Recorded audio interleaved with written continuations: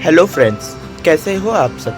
स्वागत है आप सभी का हमारे अपने YouTube चैनल माइतो क्लब पर। दोस्तों, नवरात्रि के तीसरे दिन माता चंद्रघंटा की आराधना की जाती है, जिनके मस्तक पर घंटे के आकार का अर्धचंद्र विद्यमान है। उन्हीं को माता चंद्रघंटा कहा गया है। इन्हीं के मस्तक पर अर्धमिलित त्रिनेत्र है। माता चंद्रघंटा का शुभ फलदायिनी ध्यान मंत्र है पिंड गज प्रवरारूढ़ा चंडकोपास्तके युता प्रसादम तनुते मयः चंद्रघंटेति विश्रुता। दोस्तों, माता चंद्रघंटा के कथा अनुसार जब माता पार्वती ने अपने ब्रह्मचारी स्वरूप में भगवान शिव को प्रसन्न किया, तब भगवान शिव ने माता पार्वती को उनसे विवाह करने का वरदान दिया। अपनी पुत्री का प्रेम तथा घोर तप देख माता मैनावती ने भी अपनी पुत्री पार्वती के विवाह के लिए सम्मति दे दी तथा वो सभी विवाह की तैयारियों में जुट गई।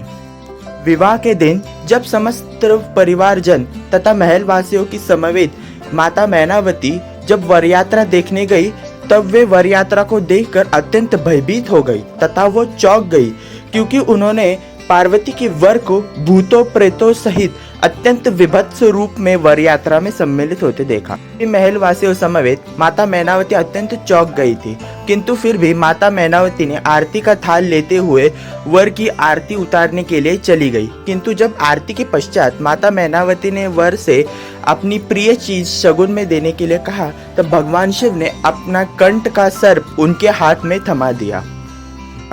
अपने हाथ में इतना भयावह प्राणी देखकर माता मैनावती को चक्कर आने लगे तथा वे वही चक्कर खाके गिर गई। के पश्चात उन्हें उनके कक्ष में ले जाया गया, किंतु कुछ समय बाद मूर्छा टूटने पर जब माता मैनावती ने अपने आसपास देखा, तब उन्हें अपने पास ही उनकी सबसे प्रिय पुत्री पार्वती दिखाई दी।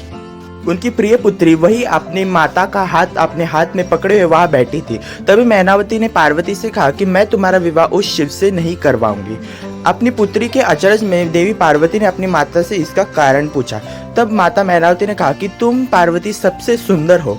इस समस्त पृथ्वी में लक्ष्मी तथा सरस्वती के समान तुमसे सुंदर इस समस्त पृथ्वी में कोई भी नहीं है।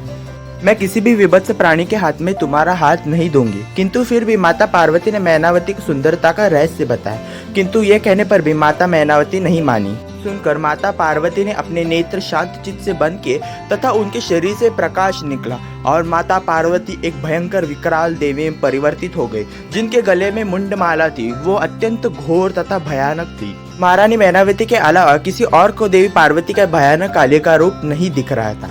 कालिका देवी ने माता मैनावती से कहा कि हे माता, तुम मुझे इतना सुंदर समझ रही थी, मैं भी तो उतनी ही विभत्स हूँ। अभी हम दोनों शिव और शक्ति हैं और सदा एक दूसरे के लिए ही बने हैं तथा हम दोनों ही महाकाल महाकाली है और एक दूसरे के सदैव साथी हैं। तब मैनावती ने अपनी पुत्री महाकाली की बात मान ली, किंतु फिर भी देवी पार्वती से याचना की कि मैं सामान्य मनुष्य हूँ तथा यही चाहती हूँ कि मेरी पुत्री का विवाह एक सुंदर व्यक्ति से हो। अपनी माता की यह करुण पुकार माता पार्वती ने स्वीकार कर ली तथा अपने माता के कहने अनुसार देवी पार्वती ने भगवान शिव को एक सुंदर रूप धारण करने के लिए कहा। वही भगवान विष्णु की सहायता से महादेव ने एक सुंदर स्वरूप धारण किया। विष्णु नारायण के द्वारा परिवर्तित भगवान शिव का यह रूप देखकर माता मैनावती अत्यंत प्रसन्न हुई तथा शिव को ही सर्वसुंदर जानकर अपनी पुत्री के लिए योग्य वर माना तथा उनके विवाह के लिए स्वीकृति दे दी। महादेव के इस रूप को चंद्रशेखर कहा गया है, क्योंकि इस सुंदर स्वरूप में भी महादेव ने अपने मस्तक पर चंद्र स्थापित कर दिया था और अपने पति के लिए माता पार्वती ने भी विवाह में एक सुंदर रूप धारण किया। शिव की पत्नी होने के कारण उनके मस्तक पर भी चंद्र विद्यमान हो गया, इसीलिए माता के इस रूप को चंद्रघंटा कहा गया है। चंद्रशेखर जी की अर्धांगिनी चंद्रघंटा माँ दिखने में अत्यंत सुंदर है, जिनके मस्तक पर अर्धमिलित त्रिनेत्र है, जो अष्टभुजाधारी है, जिनके हाथों में गदा, तलवार, कमल पुष्प, त्रिशूल, धनुष, बाण, कमंडल तथा दोनों हाथ अभय मुद्रा में और वर मुद्रा में है, जो सिंह की सवारी करती है।